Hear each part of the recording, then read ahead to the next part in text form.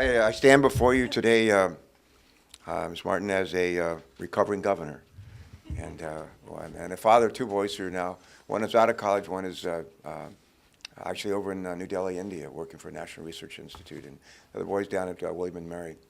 When I was elected governor in 1992, we said we're going to spend the next 8 years doing whatever we can to raise student achievement.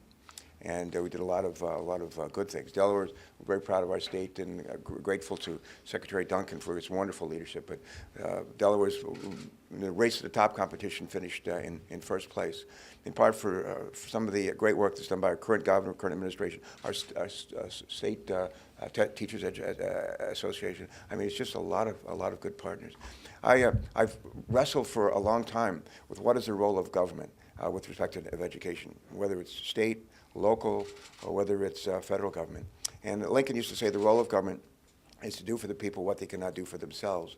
David Osborne used to say it a little bit different. He would say the role of government is to steer the boat, not to row the boat. And I think Ernie is suggesting we're not interested in running all the public schools across the country here from Washington, D.C. That doesn't work. But what we need to do is to make sure that, better ensure, maybe we can help level, at the federal level, we can help level the playing field for kids who come from dysfunctional families where nobody's at home. Nobody cares about that kid. Nobody cares about that kid's education. Parents who didn't do well in school, who were not comfortable in school, and frankly have no interest in being involved in their child's education. To better ensure that people who are bringing kids into the world understand the responsibility to be the first teacher for their child, to be a partner with the teachers and the principals that those in the schools that those kids will someday attend. That's a big part of what's going on here. Nobody's really talked much about that, but that's an appropriate role for the federal government, to work at the early years, to make sure that when a kid walks into kindergarten at the age of 5 or first grade at the age of 6, they're ready to roll, they're ready to succeed, they're ready to compete. The other thing is a couple of people have said it, Arne and others have said it, one of the shortcomings of No Child Left Behind is we did leave it up to the states to set their own standards. We said back in the 90s, President Clinton always said, we're not going to set national standards. People say we're going to run government or run education out of Washington, which we don't want to do. So we basically said, states, set your own standards.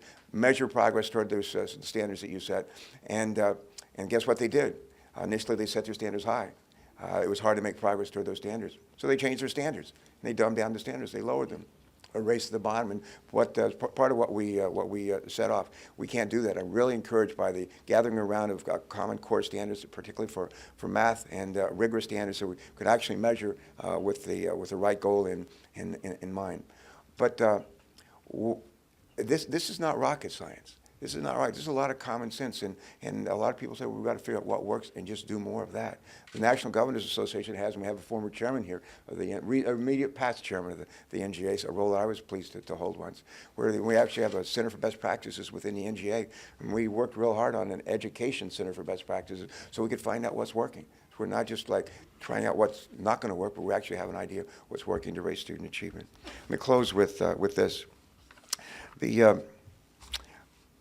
Among maybe 3 things that I think that are most important here are, number one, work on the early years, and we can do a lot of good work on that.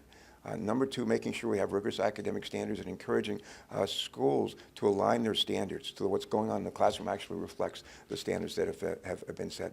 The third thing, we need great principals. Show me a school with a weak principal, I'll show you a school that's not going anywhere. I don't care how good the teachers are. I don't care how involved the parents are. But we need really strong principals. And one of the great things that comes out of Teach for America is it's really like a farm club, like a farm baseball, like a farm club for school leaders. And we need school leaders. And the last thing we need are great teachers. Great teachers, and great teachers aren't necessarily born, although in a way they are, but you actually teach somebody who's a decent teacher to become a great teacher, and we just really need great teachers who, one, know their subjects, love to teach, know how to make the learning fun, and love kids. And we need more of them and to reward them as they grow. Those are the points that I wanted to make.